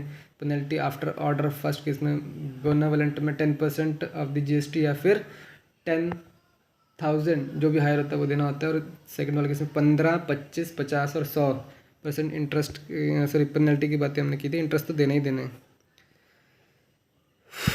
डिमांड एंड रिकवरी कर सकती है अगर नहीं जमा किया, जो ITC आपने इकट्ठा किया, जनता से आपने ले लिया, GST खींच लिया, वो अपने ITC नहीं GST खींच लिया और जमा नहीं करवा रहे, 3 महीने तक जमा नहीं करवाए तो बेटा वो तो अत्याचार हो जाता है गवर्नमेंट के ऊपर। और गवर्नमेंट फिर उसके बाद वो एक ऑफेंस बन गया, वो रिकवरी की शुरू कर देगी उसके ऊपर कार्यवाही, ठीक है। और इसमें आपको सब कुछ भेज सकती है, यहाँ तक कि प्रॉपर्टी भी अटैच कर सकती है ताकि अपने रिकवरी कर सकें। और रिकवरी करने के लिए आपके पैसे नहीं है तो आप उसको इंस्टॉलमेंट भी करवा सकते हो, ठीक है। कितनी 24 महीने तक की इंस्टॉलमेंट करवाई जा सकती है।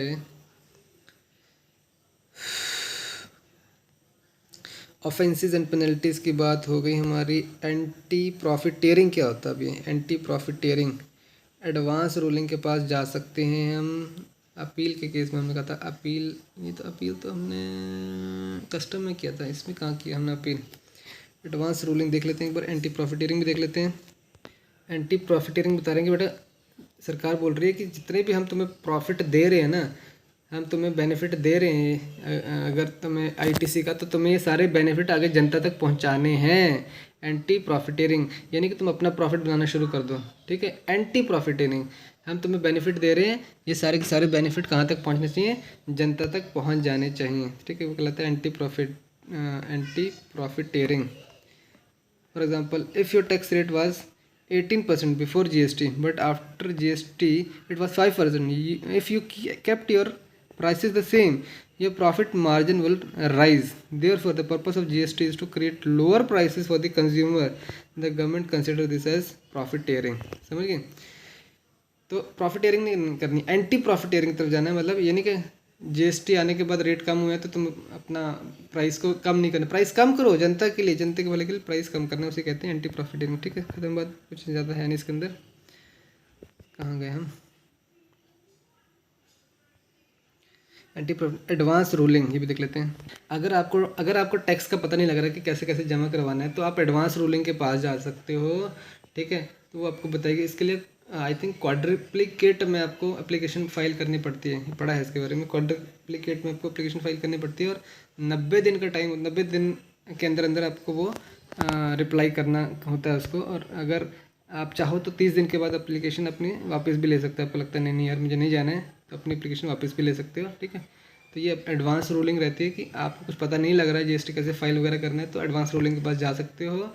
90 दिन के अंदर अंदर आपको बताएगी। अगर आप चाहो 30 दिन के बाद उसको वापस भी मांग सकते हो, मतलब ले सकते हो अपनी एप्लीकेशन को, मुझे नहीं चाहिए। और क्वाड्रिप्लिकेट में ये फाइल होती है, ठीक है। Appeals and revision, I think मैंने इसी की बात की थी। अपील्स एंड रिवीजन कस्टम की नहीं, इसी की बातें हो रही थी। अपील एंड रिवीजन है, अपील की बातें हो रही थी कि अगर आप सीधे सीधे अपील कैसे कर सकते हो। जो डिप्टी कमिश्नर है, असिस्टेंट कमिश्नर है, उसने कुछ ऑर्डर दिया है, उसके अगेंस्ट आप जा सकते हो। उसके लिए हमने कहा था कि 6 का फंडा चलता है ना। उसमें CA 1 फॉर्म था और आपको 60 डेज़ का टाइम मिलता था, 30 डेज़ एक्सटेंशन मिलती थी। और आपके पास आपका केस जाता था कस्टम अपील्स। हम कस्टम की बातें करना शुरू कर दी, एक सेकेंड। यस, वो कस्टम्स की बातें हो गई। यहाँ पर अपील्स कैसे चलता है एक बार देख लेते हैं जरा। कुछ MCQs मिले हैं अपील के ऊपर, देख लेते हैं। Which of the following is not covered in the ambit of educating authority? Revisional authority, appellate tribunal, appellate authority for advance ruling, CBIC, all of the above. तो इसका आंसर जो है वो है D, all of the above. इसमें से कोई भी हमारी एजुकेटिंग अथॉरिटी नहीं है। What is the time limit provided for filing an appeal to an appellate authority? तो इसका आंसर है 3 months from the communication of the order। 3 months from the communication of the order। Issue नहीं, communicate जब हुआ उसके बाद से।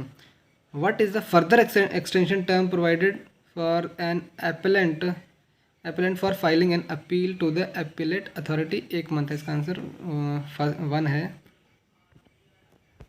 What is the time limit provided to the commissioner to get the appeal filed against any order passed or the proceedings carried under an adjudicating authority under the act? तो इसका answer है D, 6 month. I think ये सारे के सारे जो answer में match कर रहे हैं, कस्टम्स में जो अपील था ना उसी से मैच कर रहे हैं एग्जैक्टली।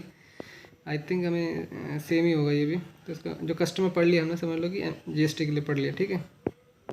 लास्ट में क्या, other residuary provision under the CGST act 2017 and IGST act 2017। Okay, done. आगे देखते हैं क्या है। ब्रांच स्पेसिफिक है, customs and foreign trade policy. Foreign trade policy तो छोटा सा ही है, 2015-16, 1992। और क्या क्या इसमें एडमिनिस्ट्रेटिव की बात किया था। कौन है हमारा commerce, ministry of commerce and industry.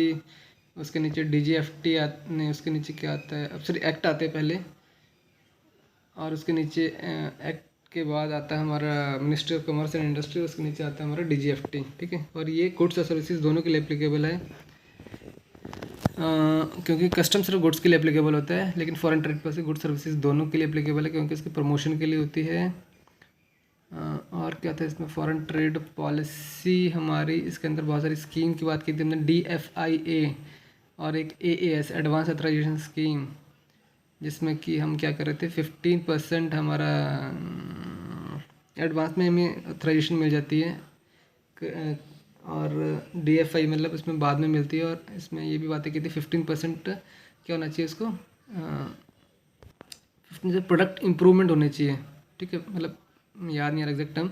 और DFI के केस में 20% थी, DFI के केस में आपको सिर्फ और सिर्फ BCD का बेनिफिट मिलता था, और लेकिन AAS एडवांस ऑथराइजेशन स्कीम में आपको BCD और इसके अलावा जितने टैक्सेस हैं सबका आपको GST, IGST, BCD सबका आपको बेनिफिट मिलता है। तो AAS मतलब मेरे हिसाब से बेटर है, लेकिन इसमें एक बेनिफिट था DFI के केस में, आपको ट्रांसफ़र का राइट था, मतलब आप ये किसी और को ट्रांसफ़र कर सकते थे, अपने जो प्रॉफिट आपको मिला, जो आपको क्रेडिट मिलता है, वो आप किसी को ट्रांसफ़र कर सकते थे, ठीक है।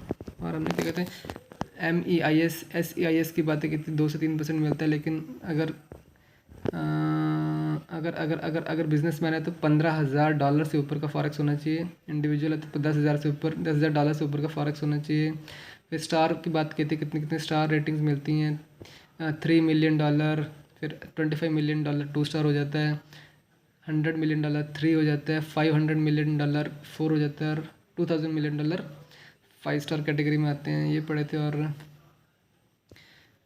कमेटीज़ के बारे में पढ़ा था, कमेटीज़ एक इम्पॉर्टेंट कमेटी हमने पढ़ा था, कैपिटल गुड्स कमेटी इसमें पढ़ा था, कैपिटल गुड्स की क्या कमेटी थी ये, इसमें कहा था आप कैपिटल गुड्स इंपोर्ट कर रहे हो, आप जितना ड्यूटी सेव कर रहे हो, सरकार वो ड्यूटी सेव करवा देगी आपकी, लेकिन आपको 6 साल में जितना ड्यूटी सेव किया उसका 6 गुना आपको एक्सपोर्ट करना पड़ेगा, ठीक है। बस इतनी बात है इसके अंदर, और क्या है, लेकिन इसमें अलग अलग बातें भी थी, मतलब ये तो जनरल केस में था। एग्रीकल्चर के केस में शायद 12 साल मिलता है आपको, टाइम मिलता है आपको उसको एक्सपोर्ट करने के लिए। ओके, और भी देखेंगे। ये हमारा किस में आ गया था, फॉरेन ट्रेड पॉलिसी में, ठीक है, 1992 में आई थी ये। अब देख लेते क्या है, कॉन्स्टिट्यूशनल प्रोविजन है, basic concept, definition, procedures governing imports and export, okay. Warehousing देख लेता हूँ, सेक्शन 57, 58,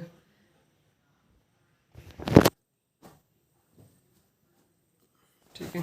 और क्या था इसमें, बैगेज हमने रूल पढ़ लिए थे, इसमें आते थे 2 ब्रैकेट में 3, इसमें बैगेज की डेफिनेशन आती थी, ठीक है। Baggage includes unaccompanied baggage but doesn't include motor vehicle, ये इम्पोर्टेंट है, इसके ऊपर क्वेश्चन आ जाते हैं। सर्च एंड सीजर GST में तो पढ़ा, लेकिन इसमें हमने नहीं पढ़ा शायद। तो कस्टम्स पहले तो 1962 का है ये, और इसमें 1962 याद रहेगा। और इसमें power to search any suspected person entering और लिविंग इंडिया कर सकती है, और ये सेक्शन 101 की बात कर रहे हैं आप। सेक्शन कौन सा है, 101। तो ये किसी के भी पर्सन को सर्च किया जा सकता है, सस्पेक्ट कर रहे हैं तो उसको सर्च किया जा सकता है, जो भी इंडिया में आ रहा है बाहर जा रहा है, ठीक है। अपील एंड रिवीजन हम ऑलरेडी कर चुके हैं, ठीक है। अच्छा, इसमें ये भी बात की थी कि इसमें अपील कर सकते हैं, और जो एपेलेट ट्रिब्यूनल है वो 2 लाख से कम के केस को ना भी ले, लेकिन लेना पड़ेगा अगर वो केस ड्यूटी या वैल्यूएशन किसके रिलेटेड है, वैल्यूएशन से रिलेटेड है, ठीक है। इसका नया वीडियो बनाएंगे, 1 घंटा हो गया हमें।